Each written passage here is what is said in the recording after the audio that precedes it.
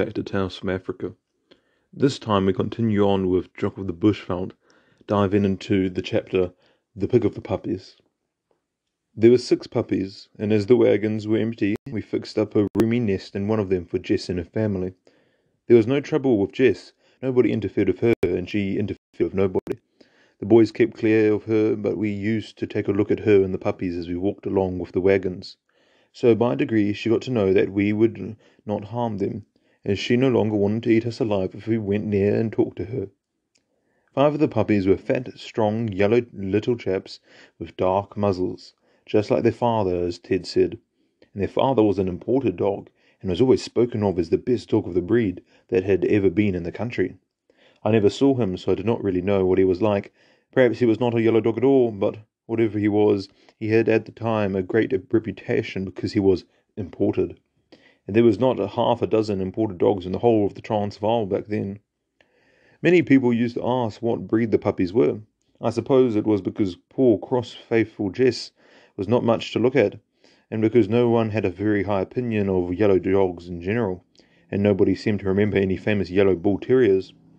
They used to smile in a queer way when they asked the question, as if they were going to get off a joke, but when we answered, just like their father, Buchanan's imported dog, the smile disappeared, and they would give a whistle of surprise and say, "By Jove," and immediately begin to examine the 5 yellow puppies, remark upon their ears and nose and legs, and praise them until we were all as proud as if they had belonged to us.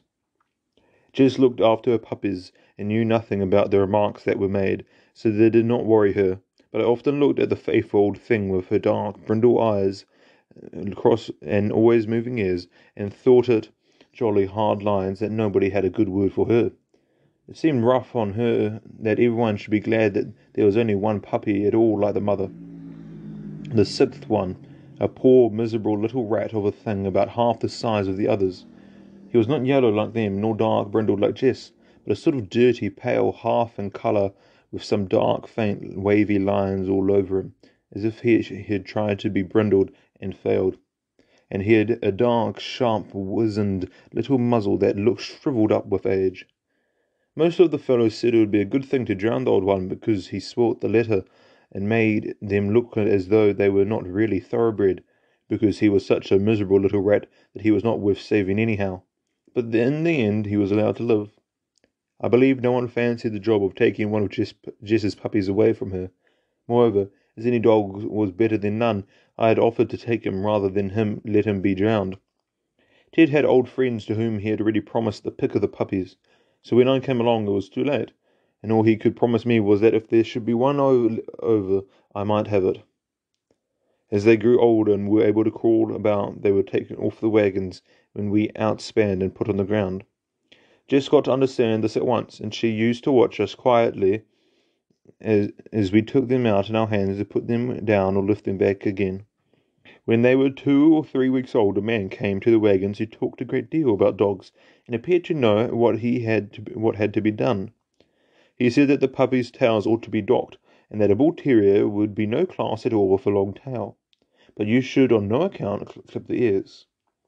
I thought he was speaking of fox terriers, and that with bull terriers the position was the other way around at the time, but as he said it was the thing in England, and nobody contradicted him, I shut up. We found out afterwards that he had made a mistake, but it was too late then, and Jess's puppies started life as bull terriers, up to date, with long ears and short tails. I felt sure from the beginning that all the yellow puppies would be claimed, and that I should have to take the odd one or none at all. So I began to look on him as mine already, and to take an interest in him and look after him. A long time ago somebody wrote that the sense of possession turns sand into gold, and it is one of the truest things ever said. Until it seemed that this queer-looking odd puppy was going to be mine, I used to think different, and say very much what the others did, but with this difference that I always felt sorry for him, and sorry for Jess too, because he was like her, and not like the other father. I used to think that perhaps if he was given a chance, he might grow up like poor old Jess herself, ugly, cross, and unpopular, but brave and faithful. I felt sorry for him too, because he was small and weak, and the other 5 big puppies used to push him away from his food and trample on him, and when they were old enough to play, they used to pull him about by the ears and pack on to him, 3 or 4 to 1, and bully him horribly. Many a time I rescued him, and many a time gave him a little preserved milk and with water with bread soaked in it, when the others had shouldered him out and eaten everything. After a little while, when my chance of getting one of the good puppies seemed hopeless, I got used to the idea that I would have to take the odd one. I began to notice little things about him that no one else noticed, and got to be quite fond of the little beggar in a kind of way. Perhaps I was turning my sand into gold and my geese into swans. Perhaps I grew fond of him simply because, finding him lonely and with no one else to depend on, I befriended him. And perhaps it was because he was always cheerful and plucky, and it seemed as if there might be some good stuff in him after all. These were the things I used to think of sometimes when feeding the little outcast. The puppies would tumble him over and take his food from him. They would bump into him when he was stooping over the dish of milk and porridge, and his head was so big and his legs so weak that he would tip up and go heels over head into the dish. We were always picking him out of the food and scraping it off him. Half the time he was wet and sticky, and the other half covered with porridge and sand baked hard by the sun. One day, just after the wagons had started, as I took a final look around the outspanned place to see if anything had been forgotten, I found the little chap. He was only about 4 inches high, struggling to walk through the long grass. He was not big enough or strong enough to push his way. Even the stems of the down-trodden grass tripped him, and he stumbled and floundered at every step, but he got up again each time with his little tail standing straight up, his head erect and his ears cocked. He looked such a ridiculous sight that his little tragedy of lost in the veld was forgotten, and one could only laugh. What he thought he was doing, goodness only knows. He looked as proud and as important as if he owned the whole world, and knew that everyone in it was watching him. The poor little chap could not see a yard in that grass, and in any case he was not old enough to see much or understand anything, for his eyes still had that bluish blind look that all very young puppies have. But he was marching along as full of confidence as a general at the head of his army. How he fell out of the wagon no one knew. Perhaps the big puppies tumbled him over, or he may have tried to follow Jess, or have climbed over the tail board to see what was the other side, for he was always going off exploring by himself. His little world was small, and may be only the bare blank of the wagon and the few square yards of the ground on which they were dumped at the outspans, but he took it as seriously as any explorer who ever tackled a continent. The others were a bit more softened towards old Puppy when I caught up to the wagon and told them of his valiant struggle to follow, and the man who had docked the puppies' tails aloud, "I believe the rat's got pluck, whatever else is the matter with him, for he was the only one that didn't howl when I snipped him. The little cuss just gave me a grunt and turned round as if he wanted to eat me. I think he'd be terribly angry if he hadn't been so surprised. Pity he's such an awful-looking mongrel." But no one else had a good word for him.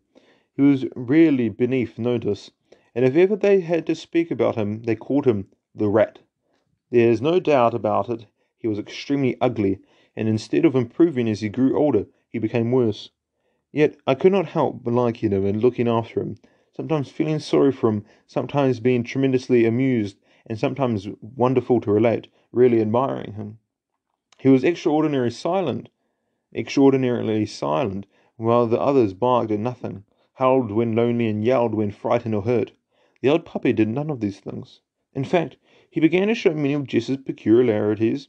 He hardly ever barked, and when he did, it was not a wild, excited string of barks, but little unsuppressed muffled noises, half bark and half growl, and just 1 or 2 at a time.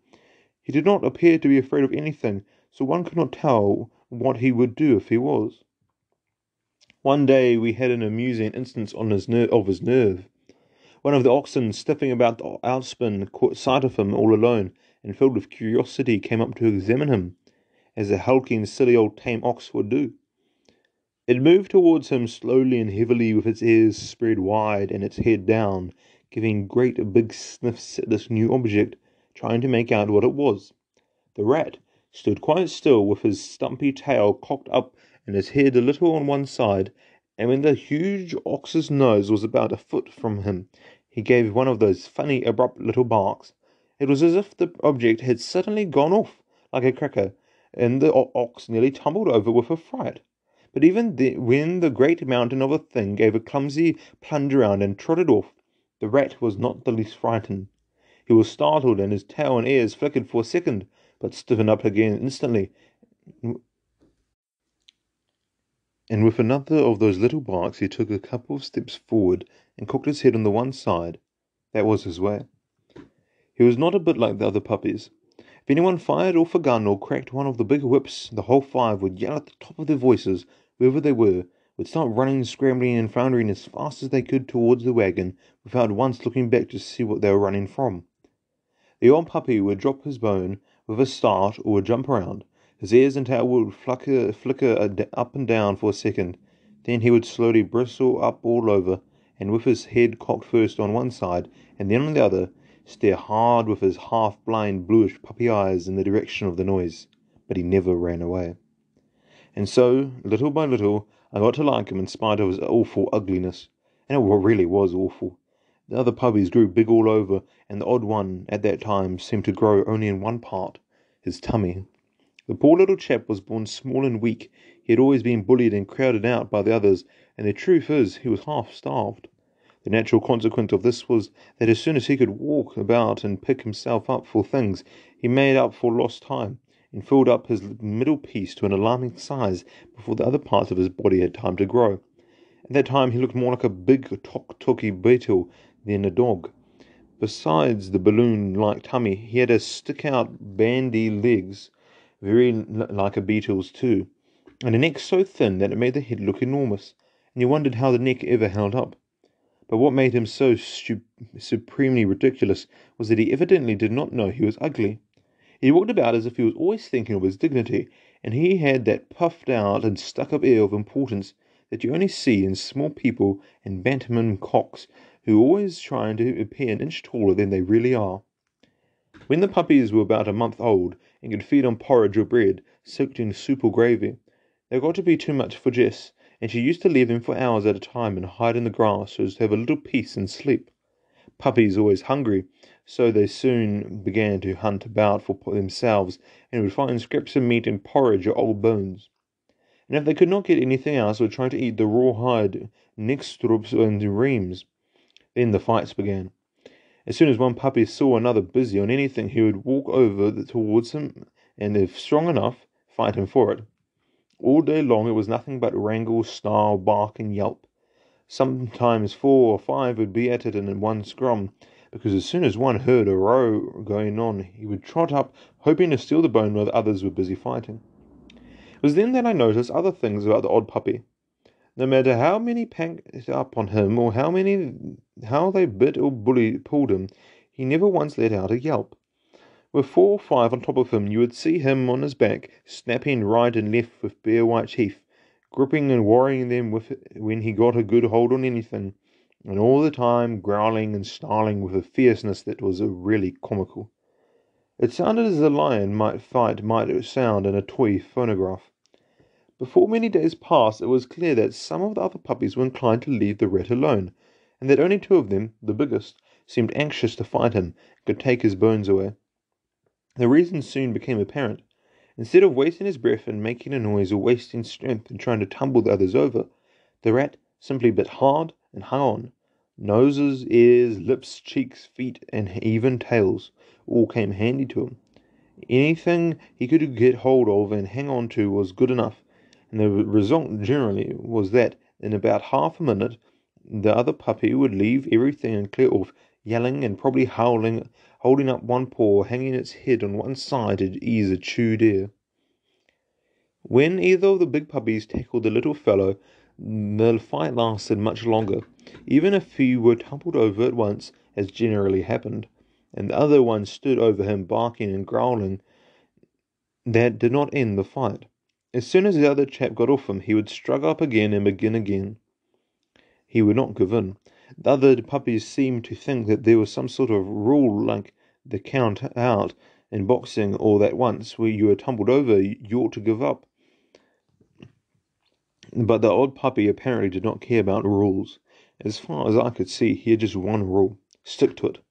so it was not very long before even the two big fellows gave up interfering with him. The bites from his little white teeth, sharp as needles, which punctured the nose and feet and tore ears, were most unpleasant. But apart from that, they found there was nothing to be gained by fighting him. They might roll him over time after time, but he came back again and worried them so persistently that it was quite impossible to enjoy the bone. They had to keep on fighting for it. At first I drew attention to these things, but there was no encouragement from the others. They merely laughed at the attempt to make the best of a bad job.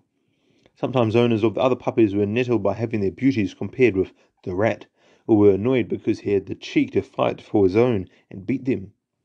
Once, when I had described how well he had stood up to Billy's pup, Robbie caught up the rat and, placing him on the table, said, "Hats off to the Duke of Wellington on the field of Waterloo." That seemed to me the poorest sort of joke to send 5 grown men into fits of laughter. He stood there on the table with his head on one side, one ear standing up, and his stumpy tail twiggling, an absurd picture of friendliness, pride, and confidence. Yet he was so ugly and ridiculous that my heart sank, and I whisked him away. They made fun of him, and he did not mind, but it was making fun of me too, and I could not help knowing why. It was only necessary to put the puppies together to see the reason. After that I stopped talking about him, and made the most of the good points he showed, and tried to discover more. It was the only consolation for having to take the leavings of the litter. Then there came a day when something happened which might have easily turned out very differently, and there would have been no stories and no Jock to tell about, and the best dog in the world would never have been my friend and companion. The puppies had been behaving very badly, and had stolen several neck scalps, and chewed up part of 1 or 2 big whips. The drivers were grumbling about all the damage done and the extra work it gave them, and Ted, exasperated by the worry of it all, announced that the puppies were quite old enough to be taken away, and that those who had picked the puppies must take them at once and look after them, or let someone else have them. When I heard him say that, my heart gave a little thump from excitement, for I knew the day had come when the great question would be settled once and for all. Here was a glorious and unexpected chance. Perhaps one of the others would not or could not take his, and I might get one of the good ones. Of course, the 2 big ones would be snapped up, that was certain, for even if the men who had picked them could not take them, others who had been promised puppies before me would exchange those they had already chosen for better ones. Still, there were other chances, and I thought of very little else the day long, wondering if any of the good ones would be left, and if so, which. In the afternoon, Ted came up to where we were all lying in the shade and startled us with the momentous announcement. "Billy Griffiths can't take his pup." Every man of us sat up. Billy's pup was the first pick, the champion of the litter, the biggest and strongest of the lot.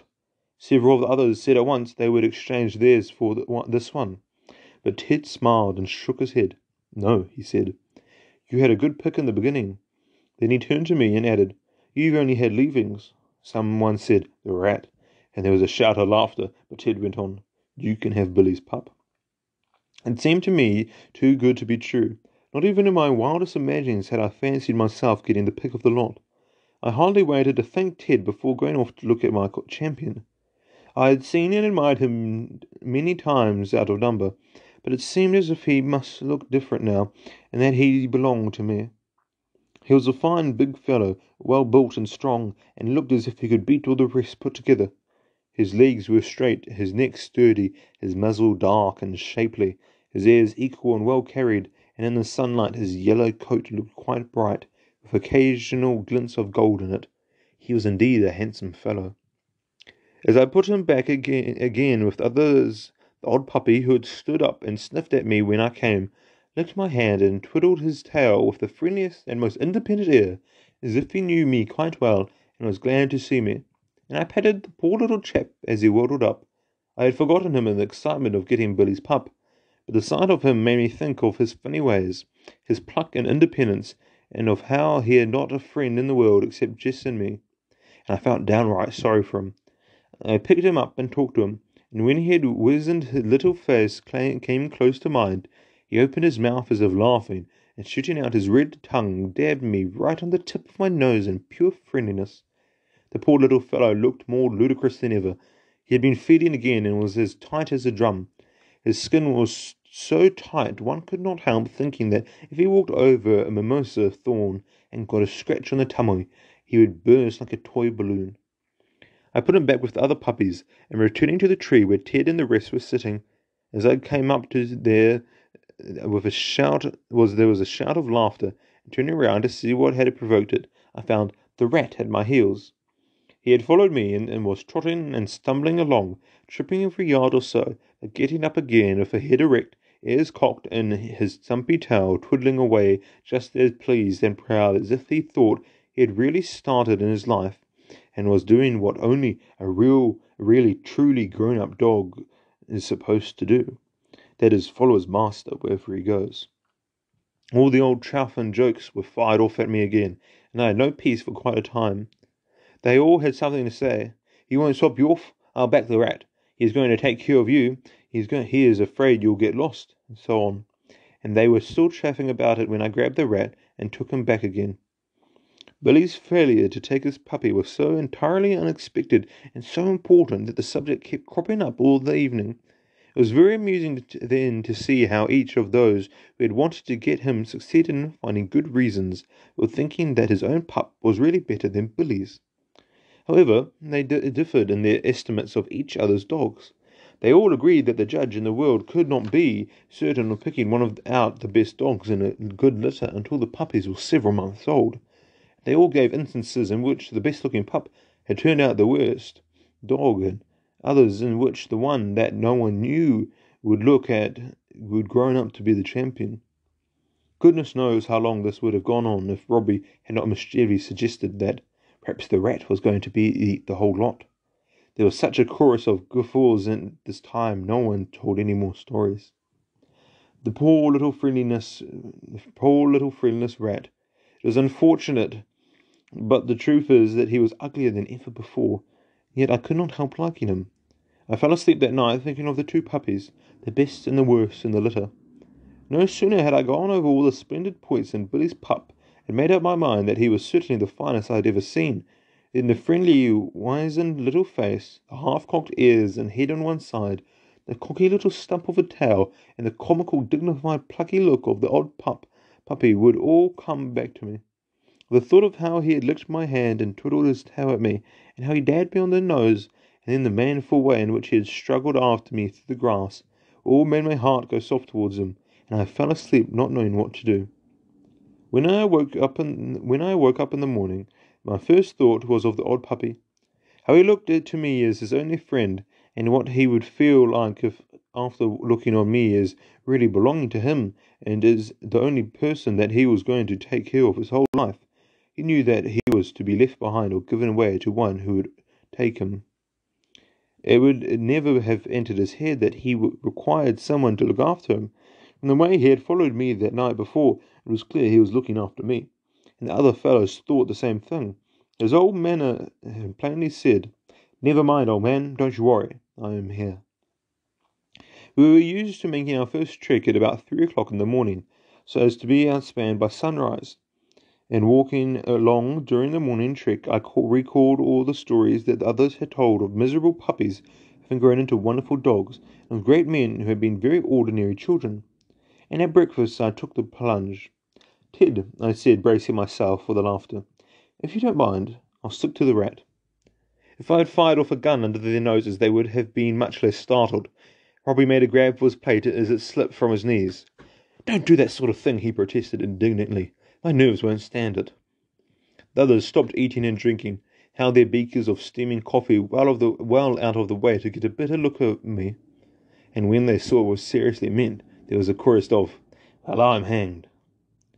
I took him in at once, for now he really was mine, and brought him over for his sauce and soaked bread and milk to where we sat at breakfast.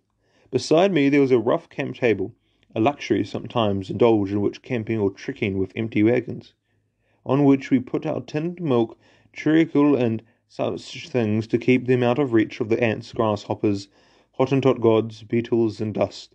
I put the puppy in the saucer in a safe place under the table out of the way of stray feet, and sank the saucer into the sand so that when he trod in it he would not spoil the food.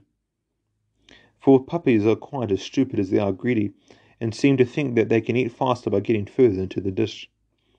He appeared to be more ravenous than usual, and we were all amused by the way the little fellow craned his thin neck out further and further until he tipped up behind, and his nose bumping into the saucer, seesawed him back again. He finished it all and looked round briskly at me, licking his lips and twiddling his stumpy tail. Well, I meant to make a dog of him, so I gave him another lot. He was just like a little child. He thought he was very hungry still and could eat any amount more, but it was not possible. The lapping became slower and more laboured, with pauses every now and then to get breath or lick his lips and look about him, until at last he was fairly beaten. He could only look at it, blink, and lick his chops, and knowing that he would keep on trying, I took the saucer away.